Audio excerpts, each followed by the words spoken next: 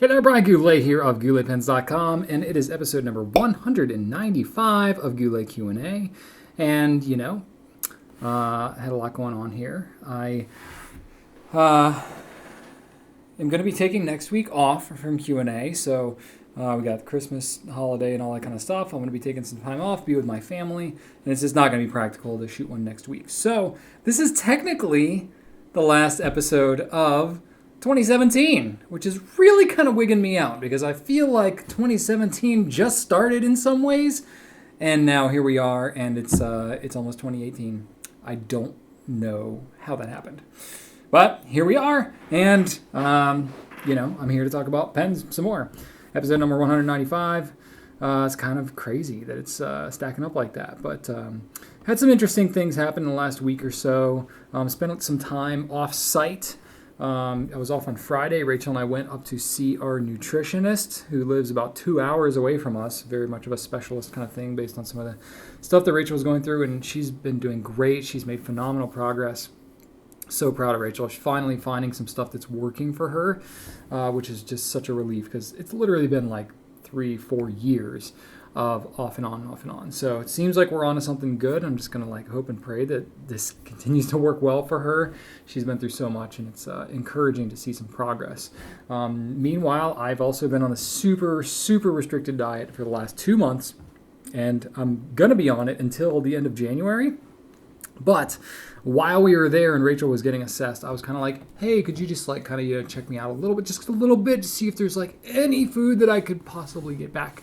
And they checked me up on some stuff, and I have gotten most of the stuff out of my system that was not good for me, and I've done a really great job. I've been super disciplined and all that kind of stuff, and it's been great. So I'm on a 90-10 ratio of being able to eat basically anything again, and in the 10%, and then the 90% is sticking with my protocol through the end of January and then kind of get reassessed. So I have found it somewhat difficult to stick to only 10% just because it's oh my gosh, I can actually eat a meal at a restaurant, especially because we've had a lot going on. So that's been helpful, but I just got to watch it. Moderation has never been my strong suit. I'm usually hardcore on or off.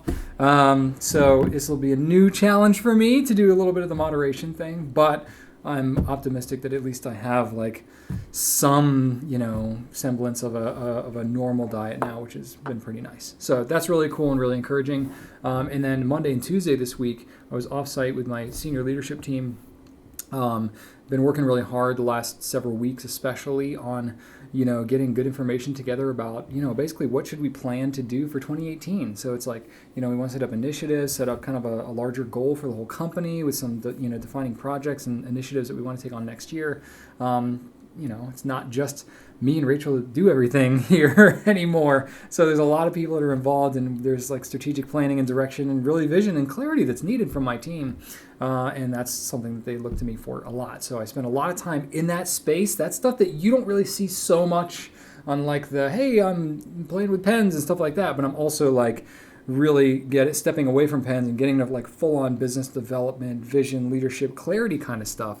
A really important part of what I do here that's largely unseen by you in the general public, but super important stuff. So I spend a lot of my time and space there, and I'm really excited for stuff we got planned for next year, just because I feel like we have been in a building pattern. We're in a new space, larger area, building our team and all that kind of stuff, and I see some really cool opportunities for us next year. So I'm not going to spoil anything here because I haven't even really fully talked to my team about it yet. We're still working on some things the rest of this year, but it'll be pretty cool. And of course, as things are relevant to you, I'm going to announce them. But that's just where my head has been, and since I've been back now, it's while I was at that offsite, I was super bummed because I was hoping to be able to do kind of a global release of the new Lamy All-Star color, because I actually got to see the color being manufactured when I was over there in Germany, and I had to kind of keep it super under wraps. But it got leaked earlier this week, which is unfortunate because it kind of, one retailer put it up there, and then, bloggers and forums and all stuff like that have started to kind of spread like wildfire because it's, it's exciting. So it's out there now. Lamy All-Star color is vibrant pink, which I kind of got permission and everything. We got it up on our website a little earlier than planned. It was supposed to be like mid-January as planned, but it's there. We've been working on a video, which is going to take a little bit of time, so it's not going to be until probably like mid-January, most likely, until we'll have that ready and kind of, getting the go-ahead from Lamy and everything to post that up. But, hey, it's out there, and we'll be doing some interesting stuff with it. So that's kind of, it wasn't like the most ideal circumstance for what we were planning on, but that's kind of how it goes when you're on the internet and, communication travels as fast as it does. So that was something kind of interesting to make the week fun. Let's see here. What else? We're wrapping up our holiday season now. It's pretty much over for us because we have a, delay of shipping, and with Christmas being on a Monday, there's really nothing that we can do over the weekend. Even on Friday, you can't get anything delivered pre-Christmas. So it's like we wanted to be absolutely sure. So we basically said like Tuesday was kind of our last day that we could guarantee with priority mail, because we wanted time to catch up. We were actually pretty caught up. So even if you placed an order Wednesday, maybe even Thursday, we would still be able to get it out. But, if you're living across the country and stuff, we didn't feel comfortable guaranteeing it. So things have slowed way down for us towards the end of this week. Team has been crushing it and just been doing a phenomenal job this whole holiday season. It's been one of our busiest ever. Really exciting stuff. Tons of great products that have come out, sales, promotions, things like that we've done, and it's been a lot of fun this year. So that's been cool. I hope you all have enjoyed it, and I hope you have a great holidays as well. And I hope that we've been able to be a part of that. Be kind of cool. Real quick, the Conklin Durograph Merlot that we had here came and went, and it is gone now completely. So we don't have any of those, but we do have the Purple Knights. We got one shipment of them. They sold out immediately, which is just like, oh my gosh, the Durograph is a really cool pen, but these colors, I guess, have just been really hot, and it's come at the right time of year. But the more purple version of this, the Purple Knights, is going to be a regular edition. So even though it's a little stutter stepping here in the launch, we're going to have them more ongoing regularly. And then there's going to be a red version too, that kind of flecked in a brighter red pattern that's going to come probably more in like the May timeframe. Originally, the Merlot was actually supposed to be the red version of the Durograph. It was supposed to be Red Knights, but it was too close to the purple. That's why we got it, is because it was basically a mistake. And Conklin, they gave us a good price if we would take the whole batch, and we passed on the good price, and it was just a big hit. So that created some excitement around that, and we didn't anticipate that it would create that much excitement as it did. You just never know sometimes. You just never know. So that was kind of interesting for us.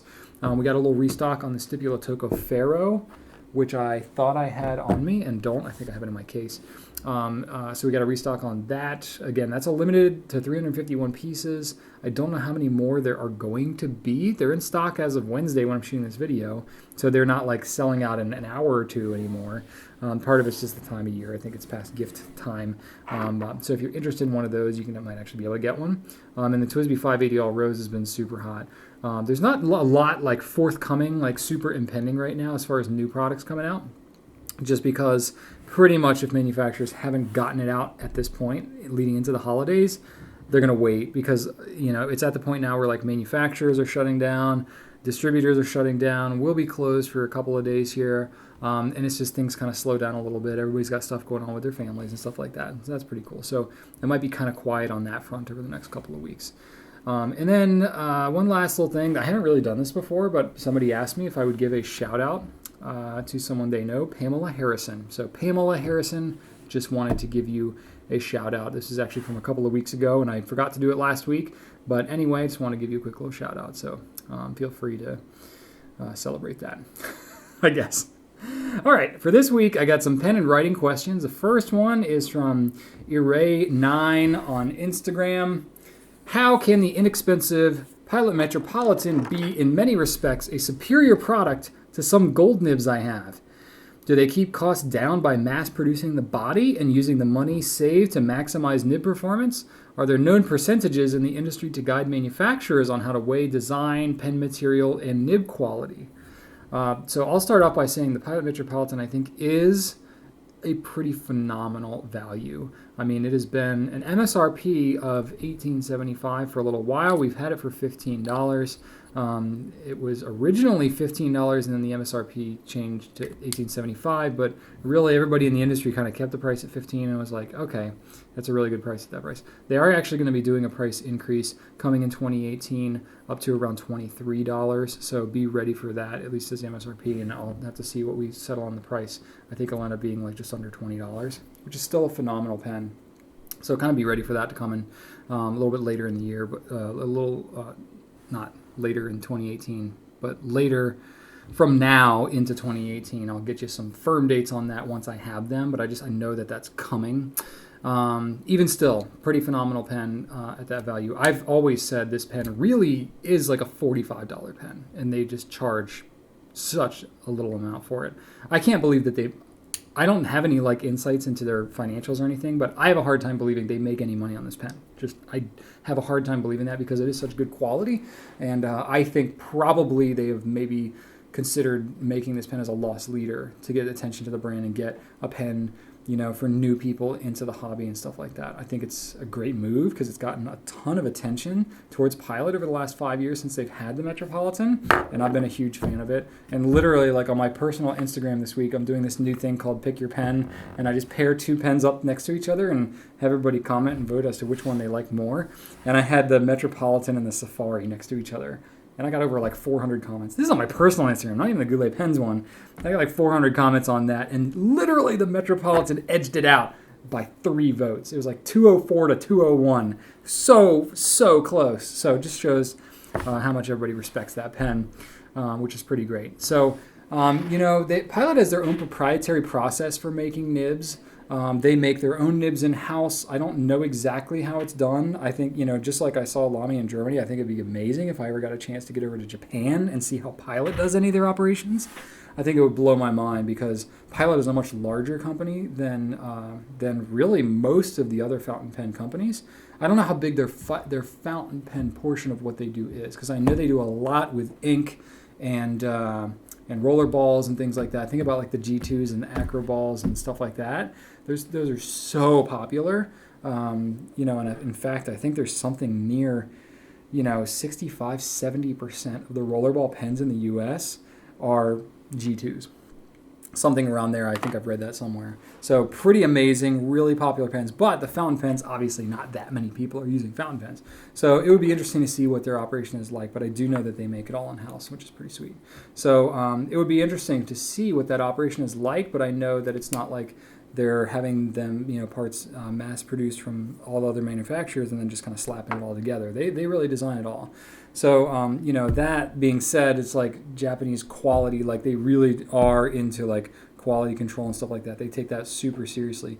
Anytime I give feedback to Pilot about any type of a quality issue, I got to be like super intentional about how I deliver that feedback and be really specific and back it up with some facts because they take it really seriously. And if I don't have some like solid information to give them, they're going to, have a hard time, addressing the issues that they need to. So that's something I always communicate. But as a whole, I deal with fewer quality issues with them than almost anybody else, which is pretty rad. So I don't really know how they do it, quite honestly. Their nibs are amazingly consistent, really on all their pen. Even like the Varsity, which is couple of bucks, preloaded with ink. Like the pen writes phenomenally for the price, and it's actually a pretty solid pen for a couple of bucks. So I don't know how they do it. I think it's kind of woven into their culture and just their quality control and all that stuff is there. They have been doing it for a long time. They really know what they're doing, and it's super important to them. And I think, as far as the Metropolitan goes, they're probably making those in a pretty decent quantity as well. I think even about like Platinum with their Preppy, I think it's the same kind of thing. How do they make such a good pen at such a low price? They make gobs of them, and they QC them like crazy. So, you asked about like industry standards and percentages of how they weigh design and nib quality and all that. There really isn't any industry standard that I'm aware of that's done. There's definitely like design and engineering and physics and stuff involved with products that have to function like this, like, how making sure it flows properly. And there's definitely like, a physical element involved with the feed and the air ink interchange as the ink is flowing through the pen. in order for it to function well.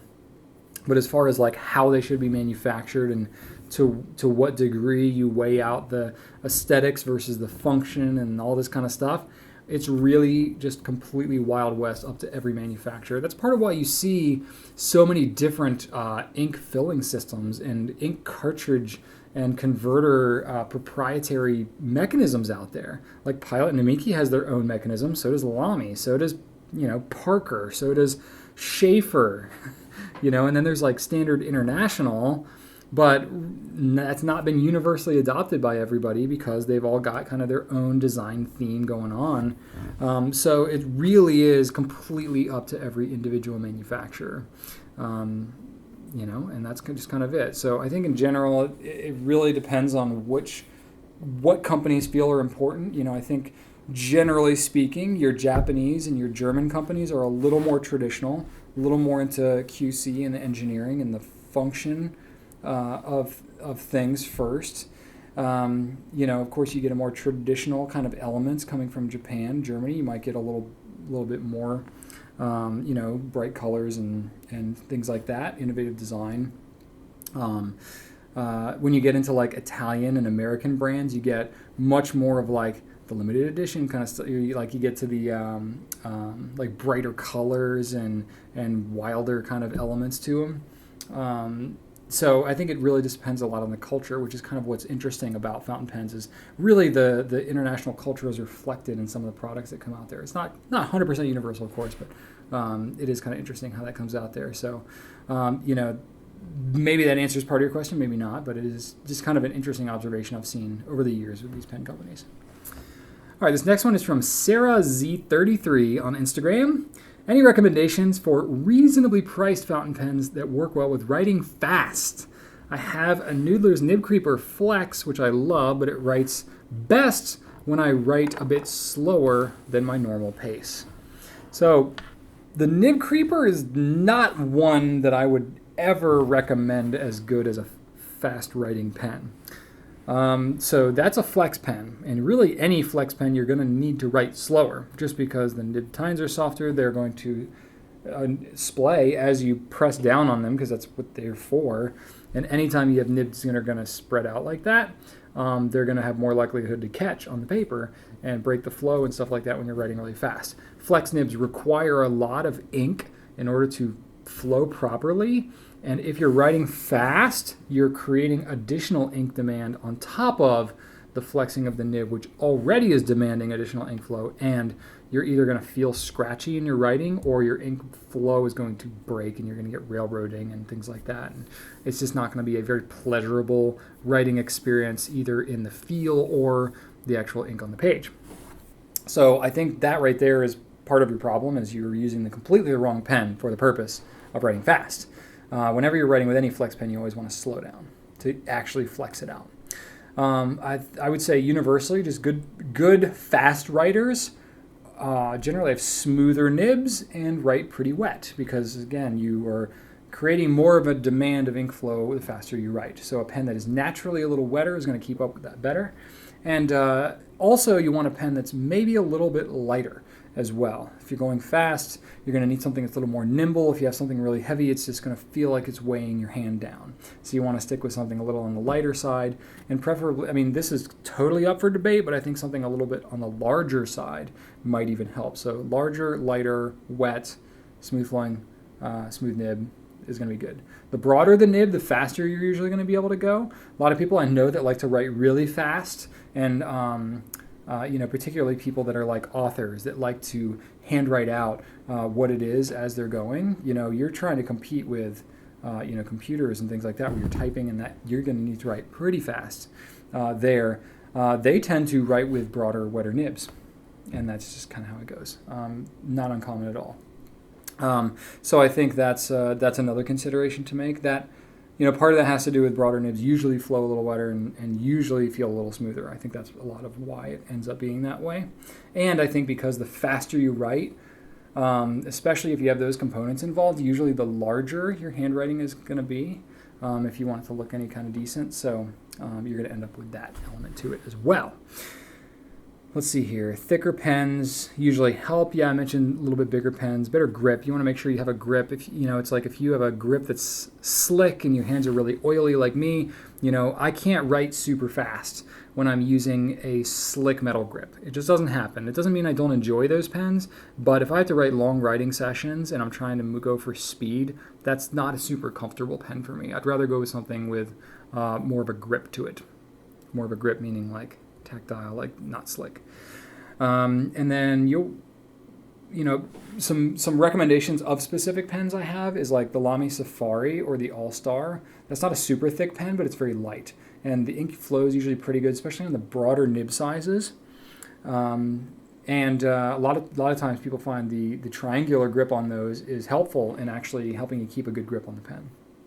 I think TWSBI nibs do okay, especially in the broader sizes of those, and you get large ink capacity, so those can be good too. Anything that you can put a Goulet nib on. I'm a big fan of Goulet nibs, obviously. Yovo nibs are fantastic anyway, but if you can put our nibs on like a Jinhao or a Noodler's Ahab, can be really good. So the Ahab is a flex nib in and of itself, but you can put a steel nib on it, a non-flex nib.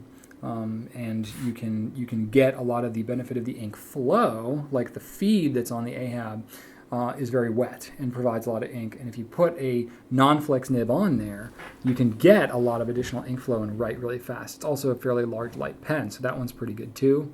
Any of the Edison pens, you get up there a little bit in price. I'm getting outside of kind of your initial recommendation there, but any of the Edison pens kind of fit into that well. Those nibs will write very similar to the Goulet nibs just because they use Yovo as well, and they're large, light pens. Any Lamy gold nib pen is going to just write fantastic. I'm a huge fan of the Lamy gold nibs, and those medium and broad gold nibs are like the smoothest things you've ever seen, especially the broad. And if you want to just go, that would be the nib for you. Pelikan gold nibs as well do a really phenomenal job writing really fast, especially on the broader sizes. I know Rachel, she loves Pelikan broad nibs, and she, especially the M600 broad nibs. That's really her flavor. Any of the Pilot gold nibs too, medium or larger, especially like a Vanishing Point or anything like that. Anything that you feel comfortable with in your hand is going to perform very similarly to that. And then any Visconti nibs. I know now I'm like completely moving up in the price range, but any Visconti nibs, their palladium nibs especially are rather soft, very wet, are going to be there. Their medium and broad nibs are going to just gush. But even their steel nibs are actually pretty good too for that very wet writing. They have a fine and a medium on their steel nibs, and if you go, they're not that different from each other, but if you go with the medium, it's going to be pretty gushy. Cool. All right, this question is from sbarv3098 on Instagram. What's the thing that makes people so passionate about fountain pens? I mean, how can you not be passionate about them, right? I mean, that's kind of what I'm saying, but look, I get it. Not everybody is, and I have definitely been like most of you who are, if you're watching this Q&A, especially, what are we, like 23 minutes in on this video now? If you're watching episode number 195, 23 minutes in, you're pretty deep into this thing. Like, you got a passion for this. I would consider you to be part of the club, right? Like, we're all kind of bought and sold on the whole fountain pen thing. Not everybody is that way, and chances are, if you are this bought and sold to be in minute 23 of the 195th episode, chances are you've probably tried to get someone you know, if not everyone you know, into fountain pens, and it's just not going to stick for everybody. And why is that? Well, I think it's really there's a lot of different reasons, right?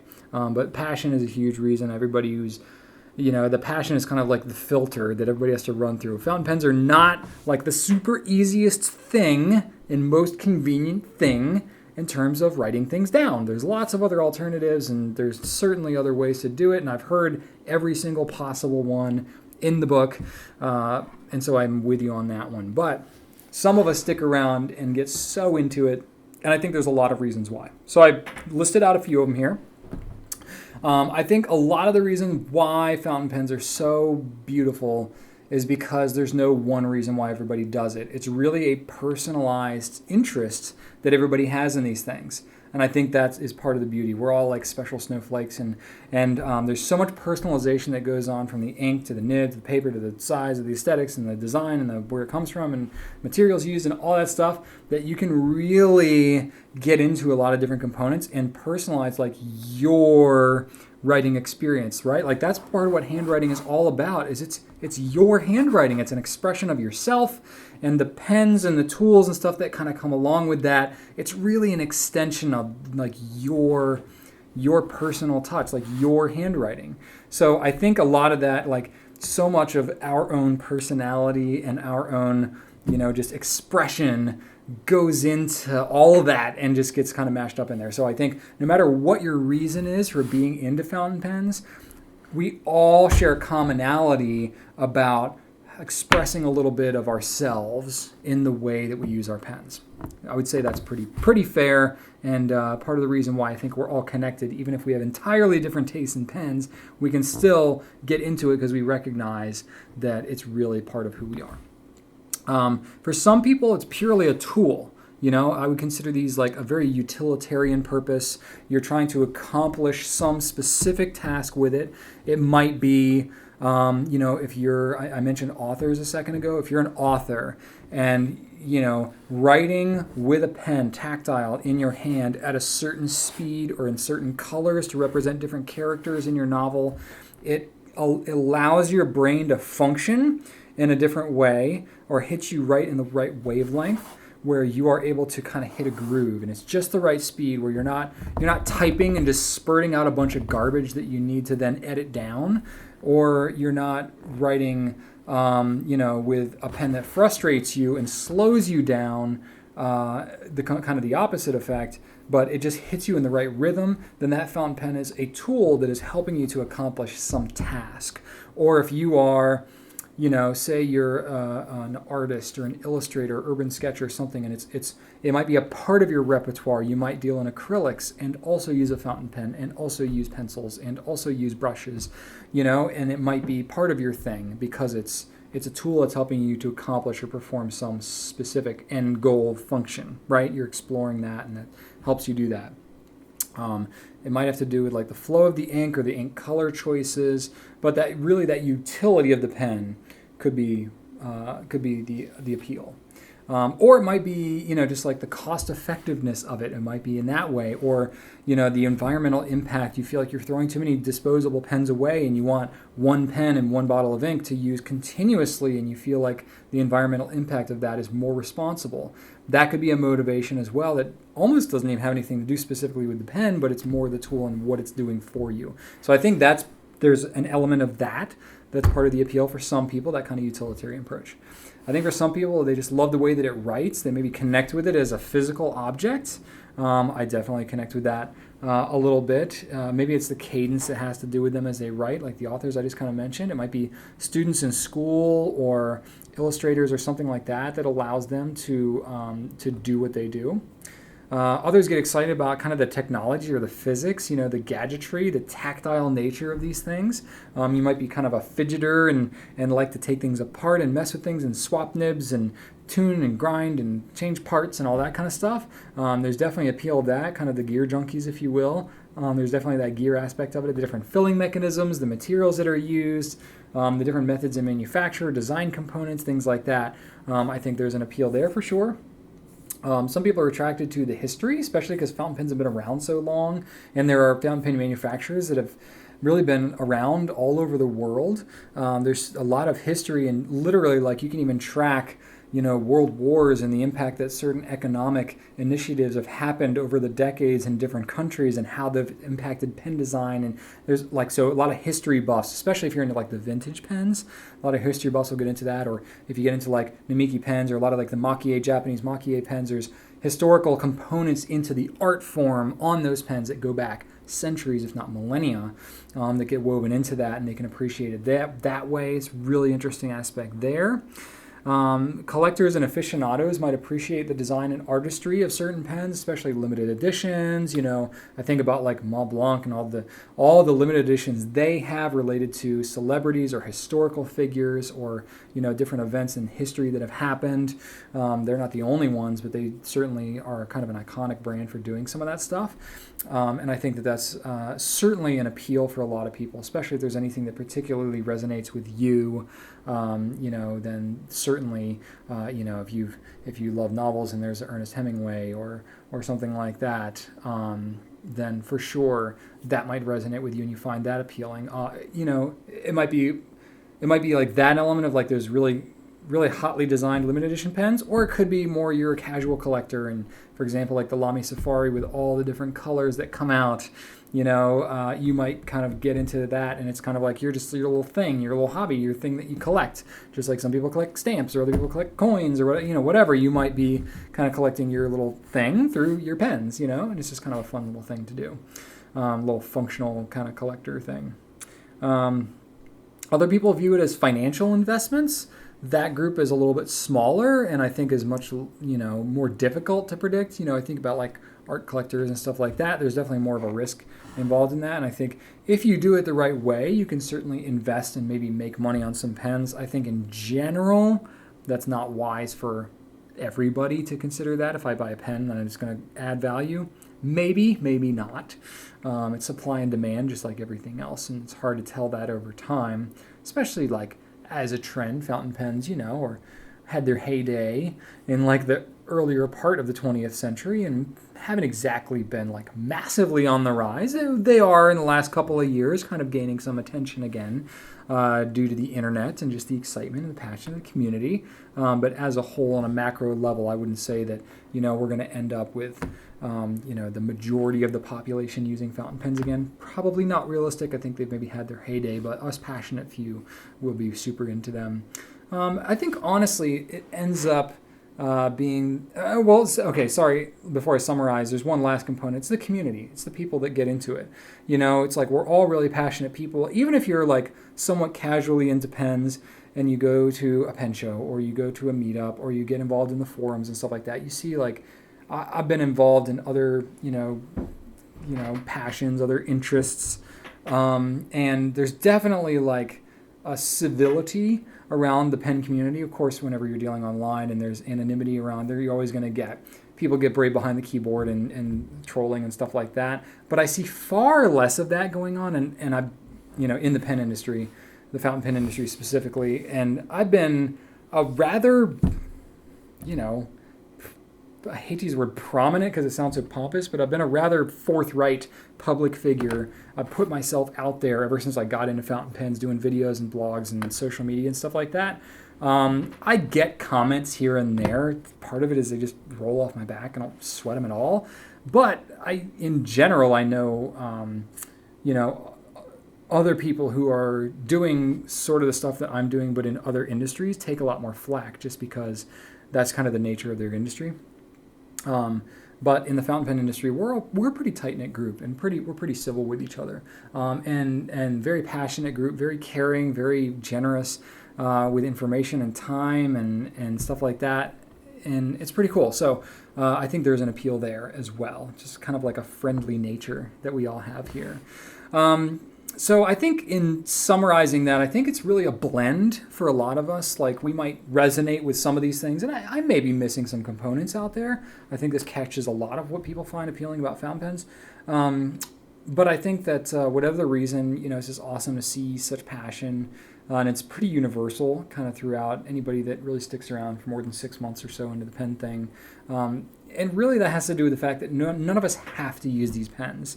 I mean, some of us, you're like, I have to use a pen, but no, really, like you don't have to use these pens. You choose to. You want to. It adds value to your life. It enhances your writing experience, which brings value in some other way to your life. I 100% get that because, I have probably had my life enhanced more by fountain pens than dang near anybody, because literally I've made my whole livelihood and possibly created a legacy for my family to continue for generations around these pens. So I am more appreciative and touched by how much fountain pens can add to your life than most, but I think to a degree, whatever degree you're involved, if you are interested and passionate about it, I think you can see that too. And it's just really cool to be a part of that. So anyway, I thought that was a fun question. I just wanted to gush a little bit about how much I love pens and love the community. All right, moving on. This next one is from Twitter. This is Aisha 52413828. So what fountain pen products, pen, ink, and paper would you recommend for a newbie on a really tight budget? Okay, and I like this question because, as many of you who follow me know, I have a rather large pen collection and a lot of pens that come out. I don't really have to think twice about buying them and acquiring them for my personal collection, just because that's just the stage where I'm at. And there's an inherent out-of-touchness that could come about that I want to make sure that I am not losing and taking for granted how much access I have to these magnificent instruments. And, you know, I always try to keep rooted in the new fountain pen user, because personally, I had sort of that conversion experience like many of you have had, never using fountain pens in my life before, discovered them, and I was just like, wow, where have these been all my life?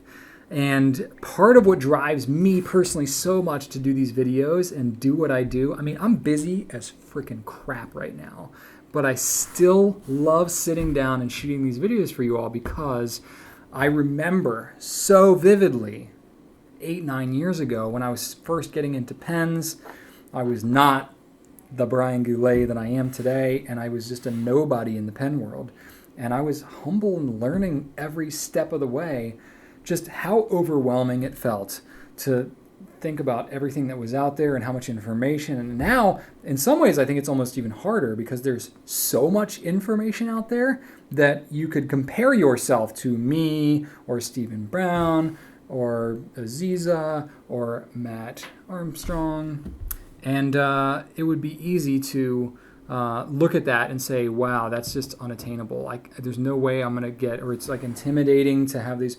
But no, seriously, like, all of us started out with a spark of an interest and just learned a little bit more, a little bit more, a little bit more. So I want to encourage you, if you are new, you don't have to go full on buying $1,000 pens, you know, shooting videos and knowing everything. Like, you don't have to go that deep into it. You can get some really cool stuff starting right out, and I like to stay connected to that, even though I'm, you know, years away from being at that stage. It's still so fresh in my mind.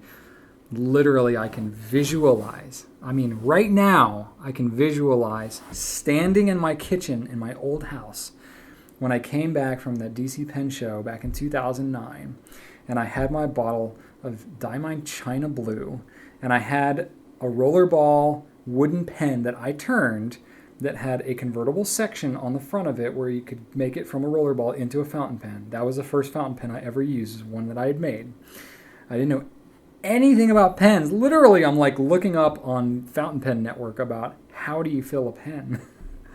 And I figure out the converter and all that kind of stuff, and I have my bottle of China Blue, and I go to fill it for the first time, and I fill it, and I didn't stick it in far enough, and I'm getting nothing but air, and I'm like, what the heck am I doing wrong? And I'm like, oh, I probably need to stick it in further. And I stick it in further, and I draw it up, and then I'm like, there's ink all over the front of this thing. What do I do with this? You know, so I'm like, I'll grab a napkin or something, and I wipe it off, you know, and I'm like literally like fumbling, and I don't know what I'm doing. And I touched it to the page for the first time and wrote with it, and I was like, whoa. Literally, I was like, this is cool. Like, this is like the feeling I've been trying to get with a rollerball pen. The ink just flows out, and it's pooling up in certain places on the paper. And as I'm writing, and I was literally just like, wow, why didn't I know about, oh my gosh, this would have made school so much better for me. I wish I had known about this kind of thing. And like, I'm right back there, you know, and this was back 2009. This was about 8.5 years ago almost at this point. And it was just like, wow, that was really cool. I'm like, even just like, man, reliving it all right now. Just so cool. So, and I get to relive a little bit of that every time I fill up my pen, even still today. I just got completely lost in that. So yeah, I remember what it's like. And I want to share that feeling with as many people as possible. So That said, even though I get super excited about the really expensive pens and the really interesting, neat, rare, crazy stuff that I get to be involved in these days, I also am super passionate and connected about the starter pens that might get you to discover something new in your world that you've never seen before on a budget. So that said, I have a video out there called Top 5 Fountain Pens for Newbies. It's one of my top videos that I've ever done. I haven't checked recently how many views it is, but it's in the hundreds of thousands, which is just really cool, especially for how quickly I put that video together. Literally, I'm not joking. It was like that morning, I was like, I should do a video about the top 5 pens for newbies. And I like kind of pounded out the list. I was like, this is a dang solid list. Like I knew the list was solid. It's still solid. That's how much it's held up 5 years later. And I'm going to go through the list right now because it's that good. Of course, you can watch the whole thing. But so the first thing I'm going to recommend, and I'm going to go in different order than I did on that other video, is the Pilot Varsity. And this is an old style, so don't get too hung up on that. But the Pilot Varsity, it's a preloaded pen. It's essentially meant to be a disposable pen. However, little pro tip for you here, for you noobs, is you can actually hack this thing to refill it. So essentially it's an eyedropper pen, which means that the body is filled with ink. It has a filling mechanism, or it has no filling mechanism basically. It's just a bunch of ink in the body, and it'll last a little bit, but you don't have to throw the thing out. It's actually surprisingly good writer. You can clean the pen. You can actually, take your pen, your nib and your feed right here, and I'll zoom in a little bit so you can see what's going on. But you can actually grab the nib and feed of this pen and yank it out of the pen. And it's a little bit tougher to do it the first time. Once you do it a couple times, it's super easy. You just kind of grab it like this and you kind of work it loose. You might have to twist it a little bit, but then your whole nib and feed section, the nib is the metal part right here. The feed is this whole plastic thing, and it's got all the fins here. And it's going to be a little inky when you do it the first time. You just flush this thing out with water. You can rinse this off with water, and that's really about all you need to do. Now, there's like a wick type thing inside here. That's what this little red thing is here. And that's going to be part of how the ink feeds through. So it's not going to last forever. It's not going to be a great long-term solution. But if you're just getting into it and want to extend some life out of it, you can clean this thing out, fill the body back up with ink, jam this thing back in here, and you can write, again, hacking your Varsity. So it's one of the cheapest ways that you can get into pens. Another really good one that kind of goes along the same way, I'm going to zoom out just a little bit, is the Platinum Preppy. So kind of along the same lines, you can convert this thing to an eyedropper rather easily. It helps if you have some silicone grease, maybe an O-ring that you can stick on here. We carry both of those, and I've got a video on converting this to an eyedropper. Literally $4 to $5 for one of these pens, and it's a little more durable and kind of meant to be last longer than the Varsity, but still a really solid writer. It's not the most durable pen. It's pretty good, but if you toss this thing around and you put it in your back pocket and sit on it all the time, you might crack it. But it should be a pen that should last you a while to get it going, and you get to see the ink in there and slosh it around and stuff. Solid writer though. Another good one is the Jinhao. Any of the Jinhao models, honestly, but they're really affordable pens. They come out of China, but the quality is decent for what they are. They do come with a converter, which is kind of nice. The converter is not like the best quality, but it's standard international size, and you can, replace the converter if you need to. You can swap a Goulet nib on there, which is what I've done here. So if you really want to step up your game, but you don't have to do that right off the bat. You can get incremental, and you can, step up to that. But for $10 to $12.50, you can get a really decent, solid pen out of a Jinhao. Also, I've got the Pilot Metropolitan. Really good starter pen. Still really, it gets up there a little more in price than these other ones, but still, this is a really solid pen that's going to last you a long time. If you like pens that write on the finer side, especially if you have really poor quality paper, going with a medium nib is okay, but a fine nib is even better. Now, the challenge you're going to have with writing a pen with this fine a nib, even the Platinum Preppy, is you're going to be inclined as a newbie to press too hard on the paper, and you are then going to possibly splay the tines of this nib and spread them out, and then it's going to write scratchy. You don't want to do that. You want to keep a light hand on it and go. It's a little bit different adjustment writing with fountain pen there. This one also comes with a converter as well. You can also take Pilot proprietary cartridges, but the converter is half decent and it'll last you a little bit. But it is replaceable if you need to over time. And then the last one I have specifically from that video is a Lamy Safari. This is the Petrol, which is a special edition from this year, but really durable pens. They've been made for decades. Solid, reliable writers. A little bit lighter of a pen, so if you don't like the heavier weight of the Metropolitan or the Jinhao, but you want something more durable than, say, a Preppy and longer lasting than a Varsity, this would be the one to do it. You're pushing more like the $30 price range for this one, so it's a bit more of an investment, but definitely known as one of the more solid workhorse starter fountain pens out there. And then one more that I'll just kind of throw in the mix. I'll throw two more in the mix. One of them is Nemesign. So Nemesign as a brand has done a pretty decent job. They've come out with a lot of really good plastic pens that have been in like the $20 price range. A couple different ranges of nib sizes and stuff, so that would fit right in the mix really as well. So these 5 were the ones that I had originally in the video. Nemesign is a brand that's come out since then. And then another pen that's been developed since I came out originally with that video is a TWSBI Eco. And I hear rumblings of TWSBI developing other pens that could be in the affordable range as well, so we might see some other stuff coming out down the road for them. But the Eco is a phenomenal pen, piston filler, really good. It's more in that Safari price range, pushing $30, but for what you get for it, it's such a good writer. The Eco T, whatever it is that is available at the time. Really solid writers. And as far as ink goes, Noodler's is a very economical ink. It's 3 ounces of ink. It's pretty good. It's like in the $12.50. Some of the inks are a little bit more expensive than that, just because of the components that are used there. But as a brand, still really economical per milliliter. One bottle of Noodler's ink will last you a really long time. Diamine and Monteverde are also very economical, especially if you go with the 30 milliliter bottles. You pay a little bit more per milliliter to go with the 30 ml bottles, but there you're in like the $7 to $8 price range, which if you're trying to get set up like really economically, get yourself Varsity, Preppy, even Metro, Jinhao, something like that. Get a bottle of one of these inks in even the sub $10 range. You can have a total investment of $20, $30. You go on a date to see a movie and you're going to pay that. And that's going to be, depending on the movie, might be worth it, might not be. Or you go out and you get like one decent meal and it's going to cost you that. So definitely you can have some options there for affordability, but also pens that can last you a decent amount of time. Paper gets a little tougher. To be quite frank with you, I don't have really good, cheap paper. There are some options that are more economical than others. And the problem with paper, especially in the US, paper is really heavy. So shipping paper from one place to another automatically makes it really expensive. Even if the paper itself should not necessarily be expensive, the problem is here in the US, we don't have a lot of really good fountain pen quality paper because mostly we're using inkjet printers and ballpoints and pencils and stuff like that the paper quality doesn't really need to be that great.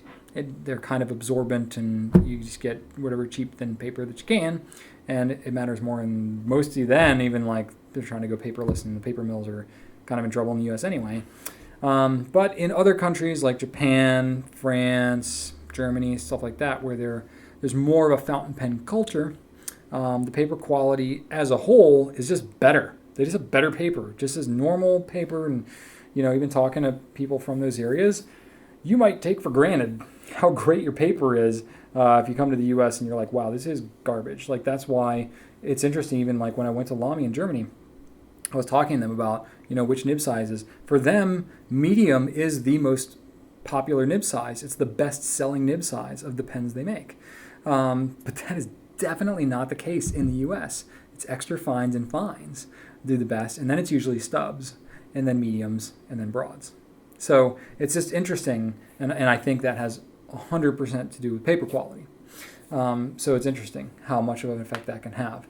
So that said, any paper that I, as a full invested, true-blooded fountain pen, person, I'm using really good quality fountain pen paper, which most of the time is not coming from the US, which means it's coming from Japan or it's coming from Europe.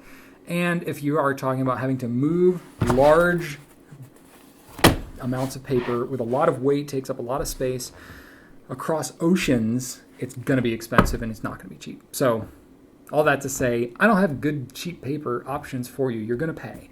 You're just going to pay. I mean, some are cheaper than others, but even if you talk about like getting a Rhodia A4 pad, pretty decent size, like if you think about like an American legal pad of paper, this size might cost you $1. But something like this is going to run you closer to $10. That's quite a bit of difference. So I don't have anything for you here that I would consider cheap. You can get some stuff out there. You can get some decent inkjet quality paper. Laser paper, not inkjet. Inkjet is more absorbent. If you go with laser paper, so if you think about laser printers that use toner instead of ink, toner is meant to dry more on the surface of the page. So laser paper, copy paper, is going to be better for fountain pens as a rule than inkjet paper will. So that's one way you can kind of demarcate that. If you buy that, that is kind of a little more readily available. If you're talking about like notebooks and stuff like that, there's a couple of brands that I've heard of. One that's fairly decent and is available at like most office supply stores, Walmart, things like that, is called Black and Red. I don't sell this. I have no affiliation with them whatsoever. I literally gain nothing by telling you that this is a good thing, other than I want you to have an affordable. As someone who genuinely is a fountain pen enthusiast, I just want to tell you, if you're on a really tight budget, you can get a decent notebook for cheaper than what I can sell you here. If I'm getting you something like a Leuchtturm or something like that, that is going to run you in the $20 range for an A5 size, you might pay $8 or $9 for something like a Black and Red at a major box store. And just, there you go, my gift to you. They're good. They're not necessarily my favorite. The form factor is not amazing, but they have some options there, and I know that people have been generally pleased with the quality. Like, I was actually kind of surprised. Even to find white paper is kind of hard, but the lines are pretty good. They're pretty tight. You can get some decent shading. It does not bleed through onto the back, so kind of pleasantly surprised. So Black and Red is a good option for you. That's a couple of years old. I haven't used one in the last couple of years. It's hard to say if the quality is going to stay that consistent, but I've generally heard pretty decent things. This is another one. This is a Staples brand. They used to call it Bagasse, and now it's called Sustainable Earth. It's actually an eco-friendly paper, and it's been okay. I've heard some people rave about it. I used it, and I was like, well, this isn't amazing, but there might be different types of it out there. It might be worth experimenting. So this is a bit more absorbent. It's kind of like a mead quality, paper, but it didn't bleed through on the back, really. So it's okay. I don't love this form factor at all, but I heard enough people talking about this. It gets a little bit of shading. I heard enough people talking about it where I wanted to try one, and I'm like, okay, this is decent, and it's pretty affordable too.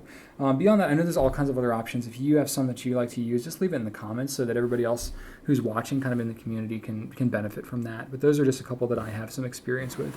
And then, of course, I mentioned the LaserJet copy paper. HP makes some of the best that I've used. HP LaserJet paper, or HP Premium laser paper. You're going to pay a little bit more for that. You're going to pay closer to probably $20 per ream, 500 sheets. But per sheet, that's not too much, and the paper quality there really is quite good. All right, next one I have is an ink question.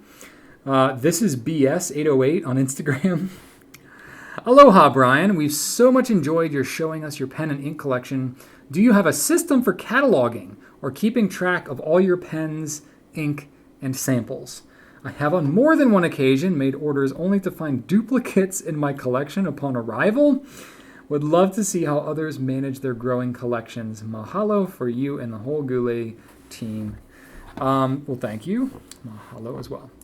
Okay, so what I'm going to do here is I'm actually going to show you what I do a little bit. So I'm going to just kind of point the camera. I don't want to move it because it's like all tied in over here that Andy's got it set up. So I'm just going to point it over to my cabinet, which I've shown before. And then what I'm going to do is I'm going to screen grab as I talk through my Excel spreadsheet that I have. Actually, it's a Google sheet now. It used to start out in Excel, and I moved it to Google. But I'll show you my spreadsheet and just show you kind of how I have my pens arranged. And hopefully that can be somewhat of an inspiration for you. So give me 1 second. I'll show you move things around. I've got my little audio recorder here.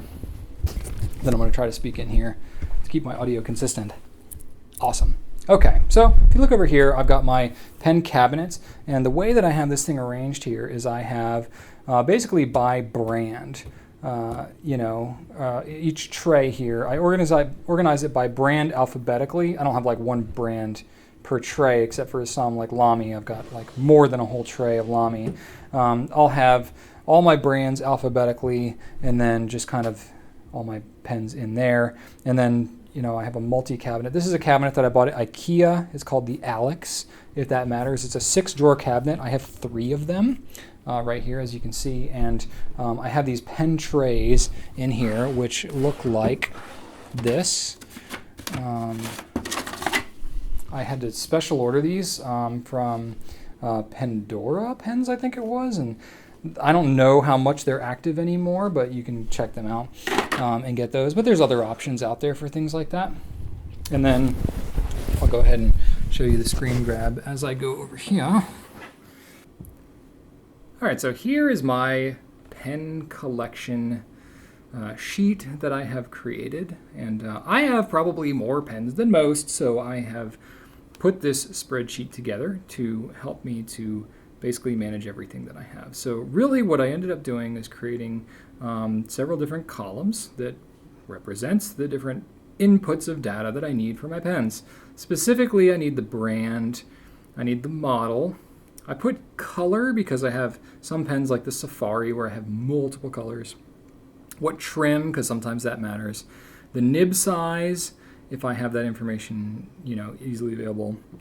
Sometimes it's hard because I swap nibs in between the pens and then I just leave it blank. Nib type, so it's like, is it stainless steel, titanium, gold, etc. And then the value, the retail value. The purchase date, if I can remember. And then if it's a limited edition pen, I'll put what limited edition number that it is. So you can see here I have brands like Faber-Castell, Jinhao, Kaweco, Edison's. Edison is a good example of the different colors because I might have the different premieres or whatever that might be limited editions or different colors, and the trim colors and the nib size. Edison's a good example of nib sizes. I swap them between them all, so I haven't dedicated a specific nib size to them.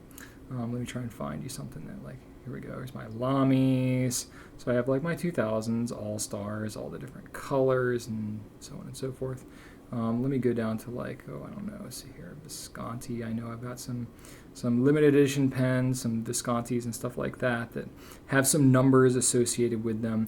I've had aspirations to have purchase dates for everything. Some of them I just haven't done that, but you might be able to do something like that. So maybe this information is helpful to you. And then, for me, when I get into my drawer unit here, it just helps to know what drawer it's in. Of course, I usually use the labels on there as a reference, but I can just kind of keep a number of how many pens I have and so on and so forth. So, okay, cool. So that's my system for managing my spreadsheet. It's nothing elaborate. Again, I am definitely not a spreadsheet guru, and really I've just managed it to whatever degree that I feel I need to.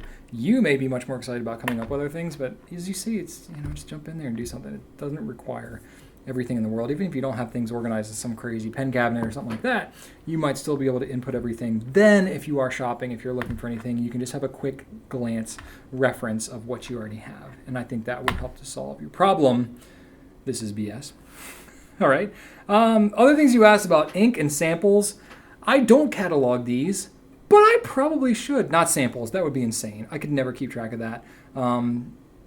But I also have more access to samples, and samples literally are just like floating around this building like air. So that's probably just not practical for me, but the ink bottles I probably could see doing that, mainly because I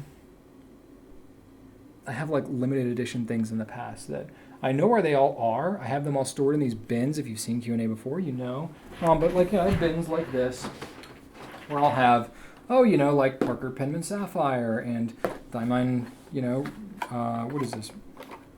Blue Velvet? Yeah. And I'll have other things like that. Like this. This right here is Majestic Blue. I thought this was my old bottle. I have a bottle, 30 ml, the bottle of Diamond ink that I bought the first day that I ever started using fountain pens. But that's not the one. So I keep them in bins like that, but they're not cataloged at all. So, nobody's perfect. you should have seen my old system. I used to have everything in like Aston 20 cases and Monteverde 36 pen cases. But you can imagine I had like hundreds of pens in those cases. One time I had my desk and I was storing all of these pens inside cases inside one of my large desk drawers that had, a back to part of the drawer, but it was like a drawer that was made for filing cabinet. So it had like, the hanging file things, and it was like this just metal rods. So it didn't have a back to it. So I stacked a bunch of my pen cases on top of each other. One of the pen cases fell out the back and down into the back of the thing. And I mean, I had like some nice pens in there. I kind of freaked out a little bit, not totally. I didn't like embarrass myself around the company, but I looked everywhere in my office, couldn't find it. And I had to like ask everybody around my company. I was like, did anybody borrow one of my pen cases? Because I'm missing the entire thing. So, had a little dose of humility that day. But then I thought later and I was like, wait a minute. And I looked back there and sure enough, it just fell back there. And okay. But, nobody's perfect. So no, I don't catalog ink or anything like that, but I probably could. Yeah. And then just lastly for me personally, despite really, I didn't get this system in place until Jen, my assistant, started here about a year ago. Is when we implemented that system. She's been here more than a year, but since we implemented that system. Even before then, I've never really bought anything of significant value that was a duplicate. I have a pretty decent memory when it comes to tactile things. And I'll have to flip through my pens collection every now and then to kind of remind myself of what I have, but I haven't ever duplicated anything to that degree yet. So you do it to whatever degree that you feel you need to, but maybe found some inspiration from the way that I've done it here. All right, this is a business question from Liz M on Facebook. Have you ever considered stocking things to improve the flow of ink in converters without an agitator, such as a gold keyboard compression springs? And you sent me a link. I appreciate that. Also, things like glycerin or other flow aids. Seems like these would fall into the same category as O-rings and silicone grease, made for another purpose, but very useful to fountain pen folk. That's a great question, Liz. Certainly that's the kind of stuff that's on my radar, and I actually really appreciate you sending the link because I've never heard of these keyboard compression springs before, but it makes a lot of sense. I think specifically like Monograppa in their converter has kind of it's not a spring, but it looks kind of like a metal coiled thing that's like an agitator that helps the ink to flow down through the converter. I think that's really convenient. So if you are interested in that kind of thing, that's really good to know. A lot of that kind of stuff, it gets to be so specific that I don't know how much of a market there is, even within our very enthusiastic pen community, for that kind of thing. Stuff like O-rings and all that, that's not like too difficult for me to source out, and it's common enough. Getting into compression springs and stuff might be a little more niche that I'm gonna have to feel that one out and think about it a little bit. Glycerin and flow aids, that is very interesting to me as well. I would have to play around with that a little bit. I'm not as much of a chemist, so when I get dealing to like changing properties of ink and stuff like that, I get to a little more uncomfortable place, but it is kind of personally interesting to me. So that's something that I'll explore a little bit and is very interesting. So usually what happens with this kind of stuff, silicone grease and things like that, I'll read about it online or hear about it or try it for myself. And some of it I'm like, yeah, this is really pretty niche. I'm not going to do it. Other things is like, like brass sheets. Like, brass sheets. Yeah, man, this really helps. It's hard to source this thing out. Okay, maybe we could get some and then do it. And then we start to offer it. It's not like everybody's buying brass sheets, and once you buy it, you basically don't ever need another one. But it is a really handy tool. And if I feel like it can really enhance the fountain pen experience, then it's something that I'll really get fired up about and take on. But at the same time, I also feel like I've always waited way too long to carry things myself. I'm not just like dropping new stuff all the time. Things like, ink syringes, bulb syringe, silicone grease, O-rings. That stuff seems, if you've been in the fountain pen thing, that seems pretty obvious. Even like the polishing cloth. I wanted to do a polishing cloth for like 5 years and just kind of got around to it. So I always kind of drag my feet a little bit on these things because it kind of takes time to source all this stuff out, and time is something I do not have a lot of. But it's something that I might be interested in. And so I appreciate the feedback, and I always appreciate hearing about things like this because that's literally how I've gained all the knowledge that I have in the fountain pen world, is by talking to folks and getting these little ideas, and then I kind of chase it down and use it and try it out, and then boom, if it makes sense, then I'll start to carry it. Like, that's how I built this whole thing. So it's kind of cool. Last question I have for this week is a personal one from Nikesh J on Facebook. I saw Matt Armstrong's recent Currently Inked, and he talked about how he would deal with losing an expensive pen. How would you or your wife or someone you know deal with it? So I was kind of curious, like, what was Matt talking about? Because I've had Matt, I know Matt, and we live on opposite sides of the country, but he's a solid dude, and whenever we go to the DC Pen Show, we always try to hang out. But really, really solid dude. Has done a lot of cool stuff. I respect him as a pen reviewer as well. So respect to you, Matt. But I looked through and I looked at your most recently currently inked number 51, I think it was. And I saw this question come up. It wasn't worded exactly like this, Nikesh, so I had to kind of read into it a little bit. I think it was the one you were talking about, where basically he was talking about, he got to kind of a really deep place where he was talking about his grandmother, who was basically a hoarder, and he had to go and like sort out all the stuff in her house and ended up throwing out some valuable things because he just didn't know that it was valuable because it was kind of all in her brain.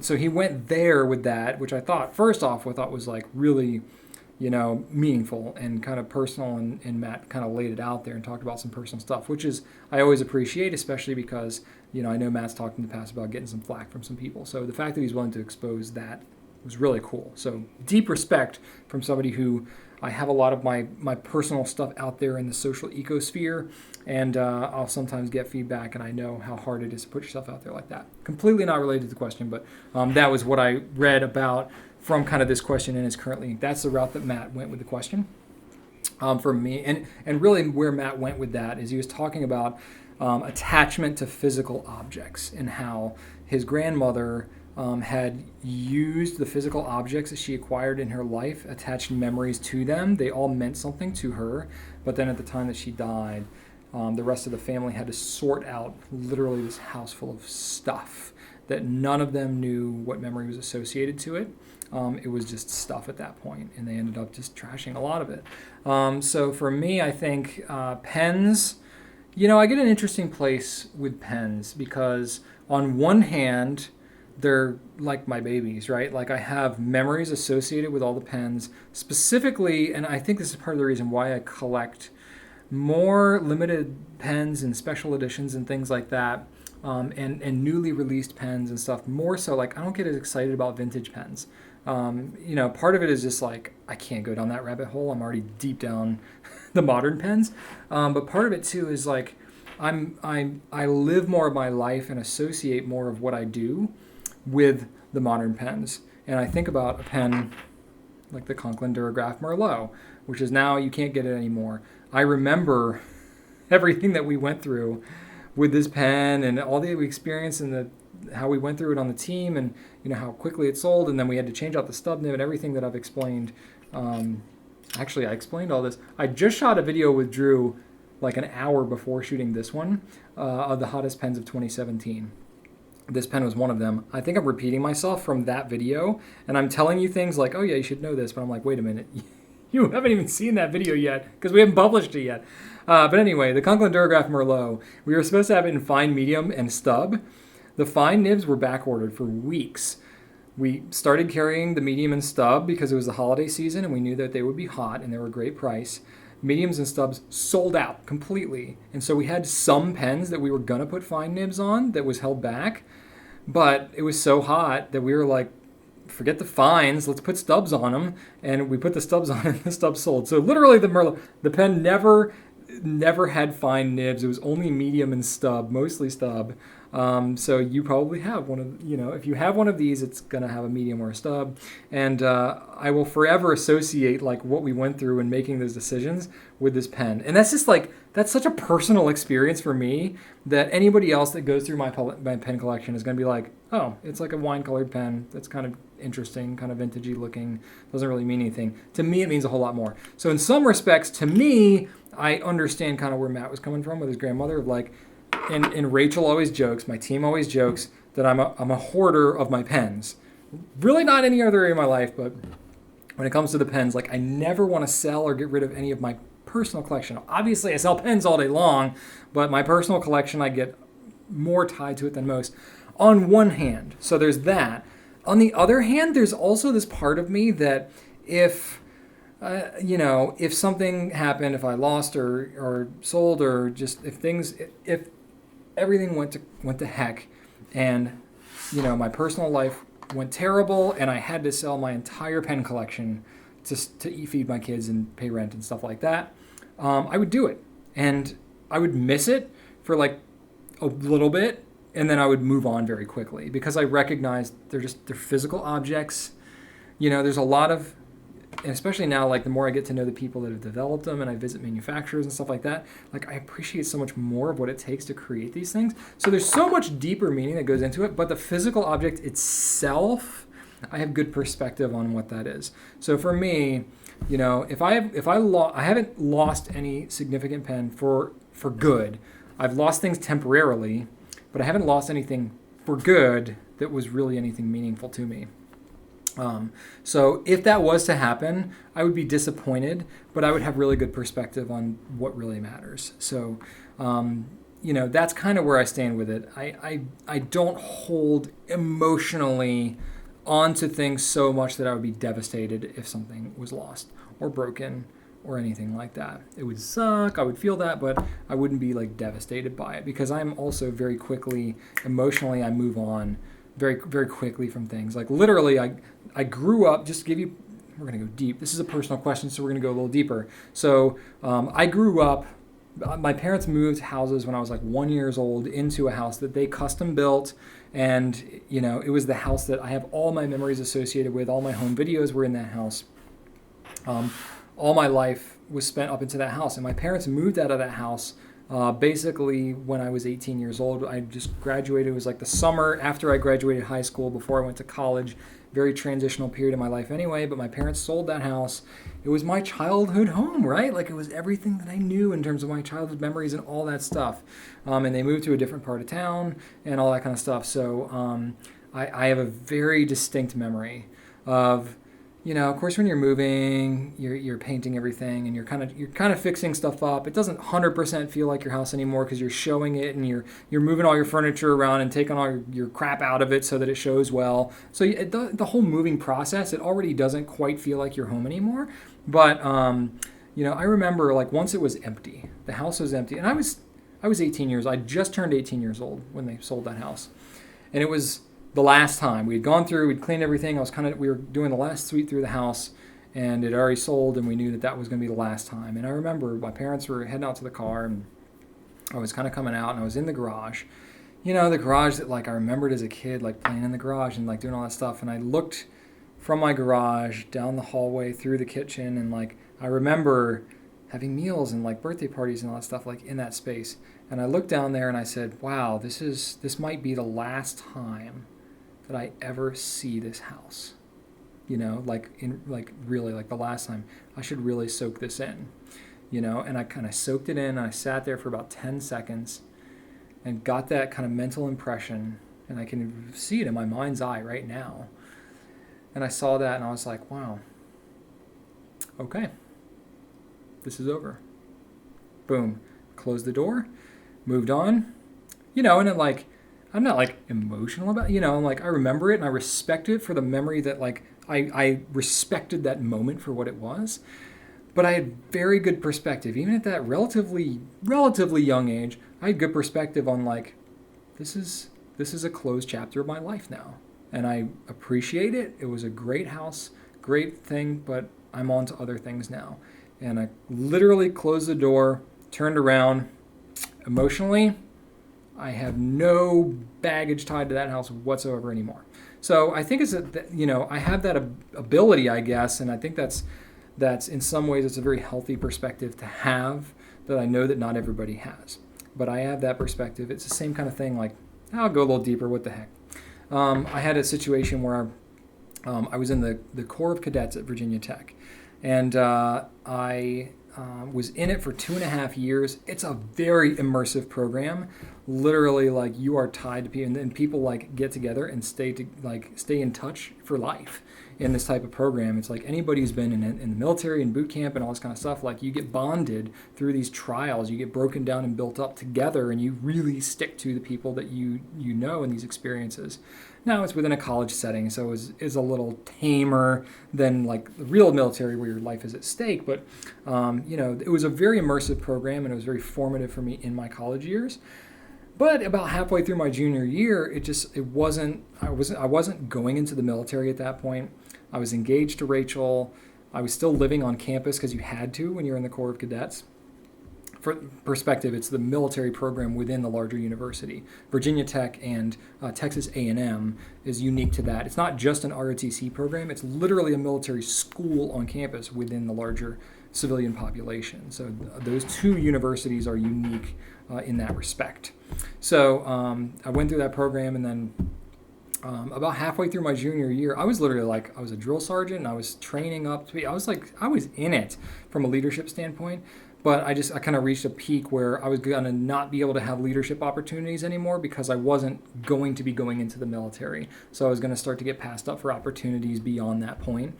And for me, it was like, if I can't continue to grow, then this program really isn't for me anymore. It was kind of apparent at that point. I was like, I didn't really quite fit anymore. And I wasn't going to move forward in what my goals were by being in that program anymore. And that was tough. That was a tough decision. I remember like being really distraught about that decision. And then, it was over Thanksgiving break, my junior year. I was with my parents, and Rachel was there, and I remember really my dad specifically was very helpful in that respect, and had good. My parents never 100% understood why I went into that program. I like, what college student is like, no, I'm not going to go in the military, but I just want the experience for the fun of it. Like, I want to wake up at 5 o'clock in the morning and run in 10-degree weather for 6 miles and get yelled at and have to study we had to study for 4 hours every night. We couldn't go out. We had to study from 7 to 11, and 11 was bedtime. In college, freshman in college, that was like no partying. Forget that. You're working. You know what I mean? But I got decent grades. But I wanted that. I wanted the discipline. I wanted all that kind of stuff because I knew that was the harder path and would benefit me later in life. Now you know why I have such discipline. Anyway, so the hard decision there was the program that I had signed up for and joined, and I was very loyal and very bought in. I realized it wasn't going to serve me. I wasn't going to serve it as well as I should by continuing to be in the program. And my dad gave me perspective on that. And it was just in like a 30-minute conversation, he was kind of like, well, why are you doing this? And he said it kind of half joking, like, well, I never really understood why you were in this program because I really wanted to just do it myself. But I was like, I wanted it for the discipline. I got that. I feel like I got that, and I can do that. And now just my life has changed, and I'm in a different situation. And it was actually harder at that point for me to quit the program than it would have been for me to continue doing it. Because I could have coasted and continued to do it, and I would not have had to face anybody challenging me on that. It was very comfortable and all that kind of stuff, and I could do it very easily and successfully. For me to actually quit that program, basically leave all my friends because they were all still bought in, and I was never like publicly like, I didn't have anybody say anything too negative to me, but there was definitely a strong sense of, whoa, he's leaving us. You know what I mean? Like, it was very clear that I was making a different decision and that I was kind of making myself an outcast in doing that. And I was well respected and liked, and through that, it just wasn't, and I had even some of the senior leaders who were in the program really did not respect me for making that decision, which was not easy to swallow, but that showed to me, I was like, okay, you really don't respect me as an individual because this is clearly the best choice for me. You just respect this program, and because I'm not buying into the program anymore, you're not respecting me. And that's fine. I had pretty good perspective on that. I did have one Major Payne, Colonel Payne. So he was a colonel in the Army, and he was really, really good. And he was like a legit, like, hardcore dude. And he'd served in the Army in Vietnam and all this kind of stuff. He was legit. And he was the one who had a really good perspective, and he knew that as dedicated as I was, he knew that I just wasn't right for the program anymore, and he respected that. And that was really key. Sorry, man, I'm like rehashing all this old stuff I haven't thought about in years. But anyway, mad props to Colonel Payne. But where I was going with all that is, how did I get on this topic? Man, I did not write any of this in my notes. So for me, I've had a pretty good perspective on what things are important and why, and when it's time to let things go and not. Completely, rein in a Brecken, tying it to pens. As much as I love my pens, and I have very legitimate reasons to be emotionally tied to a lot of the pens that I have here, in the grand scheme of things, in the bigger picture, if I were to be parting with any of these pens for whatever the reason, I would quickly be able to gain perspective on that and move on. And I think that's the important thing is, you can't be afraid to use your pens. You can't be afraid to enjoy them. That's what they're for. And I've always been for that. And it's one thing if you have something very sentimental that comes from your grandfather or whatever and things like that. But again, have perspective on what it is that actually matters. Even if you have something super sentimental, it's a pen and it was the last one from your grandfather and it meant everything in the world to you, it's the memory and it's the appreciation of that really matters, not as much the physical object. So don't be afraid of that, I guess is what I'm trying to say. And respect it, but enjoy the pens, use them, and appreciate them, but don't get too tied into them to the point where you're afraid to really enjoy them, I guess is what I'm trying to say. So there we go. That's where I'll go ahead and leave it. Diverted away a little bit from my notes and went to kind of a deep place. And you got to be with me on the ride. So that's how I'm going to leave it this week. Woo! Interesting place. I'm going to close out this week with a question of the week that says, kind of alludes back to the question I had talking about the glycerin and all this other, kind of interesting pen hacking stuff. I'm curious to know what cool fountain pen hacks that you've discovered or heard about, any tweaks or adjustments or anything like that. That was part of when I first got into fountain pens and even the first few years, that was part of the most exciting thing for me was discovering the bulb syringe or pen flush or, a brass sheet or something like that just enhanced my writing experience across different pen models. Glycerin could be something like that, or finding an ink cleaning solution for your fingers or whatever. There's all kinds of little things like that. I've nailed down a lot of the big ones, I feel, but there's probably other ones that I could still tackle. I'm curious to know what cool things you've discovered. So leave me comments on YouTube, on Facebook, on Instagram, the blog, wherever, and I would like to know what cool hacks that you've seen. And that would be pretty interesting. And we can share with each other, learn from each other, and maybe I can use that to come up with something cool that would be a helpful product to develop for you. So that's what I've got for you this week. I hope you've enjoyed this. I hope you have a fantastic holidays if you celebrate Christmas. I hope you have a Merry Christmas. If not, I hope you have happy anything else that you may be celebrating as well. I celebrate Christmas and I'm going to be enjoying that with my family. It's going to be fun. My kids are full on into Santa Claus and all that kind of stuff, and it's a blast because it's just a very magical time, and I'm going to super appreciate that next week. So I'll miss doing the Q&A, but I'll be back in January. I'll be doing a little bit of traveling in January, but nothing that should affect my ability to Q&A, so I should be able to keep kind of pounding them out. And other than that, I hope you've had a fantastic 2017 so far. I hope to see you again next year. Be on the lookout for our Top Pens of 2017 video, because we will have that one coming out in the next couple weeks. But otherwise, thank you so much for watching, and right on.